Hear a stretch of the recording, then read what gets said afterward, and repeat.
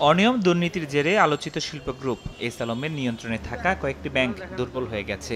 এসব ব্যাংকের গ্রাহকরা চাহিদা অনুযায়ী তাদের আমানত তুলতে পারছেন না। টাকা ছাপিয়ে দুর্বল ব্যাংকগুলোকে সাহায্য করছে বাংলাদেশ ব্যাংক। এমন বাস্তবতায় মঙ্গলবার রাজধানীর সিরডাপ মিলনায়তনে micro credit regulatory authority MRA আয়োজিত এক কর্মশালায় অংশ নিয়ে বেহাত হওয়া অর্থ উদ্ধার করে গ্রাহককে বুঝিয়ে দেওয়ার প্রতিশ্রুতি দেন কেন্দ্রীয় ব্যাংক গভর্নর। আপনাদেরকে উদ্ধার আমরা করব, কিন্তু একটু সময় দিতে হবে, কিন্তু এখনই পারা যাবে না।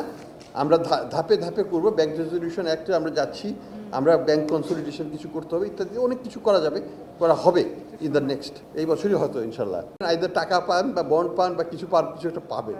এ সময় তিনি সমবায় সমিতিগুলোর সমালোচনা করে বলেন, এসব প্রতিষ্ঠানের আড়ালে গ্রাহক হয়রানির অভিযোগ পাওয়া যাচ্ছে। বিভিন্ন মন্ত্রণালয়ের ক্ষুদ্র ঋণ কার্যক্রম নিয়েও প্রশ্ন তুলেন গভর্নর। এই জায়গাটা একটু রিভিউ করা দরকার। অনেক আগে থেকে চলে আসছে বলে যে চালিয়ে যেতে হবে এবং তো কোনো কথা নাই। One can streamline those things. সরকারের এখানে যাওয়ার আর কোনো প্রয়োজন আছে বলে মনে হয়। সমবায় যে ডিপার্টমেন্ট, তাদের কোনো ক্যাপাসিটি বলতে কিছু নাই, তারা কিছুই করতে পারবে না, কিন্তু একটা লাইসেন্স দিয়ে দিচ্ছে।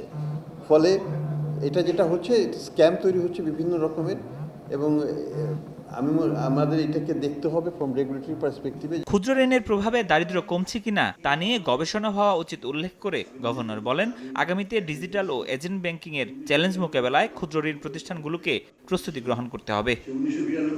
ফরহাদুর রহমান, সময় সংবাদ, ঢাকা।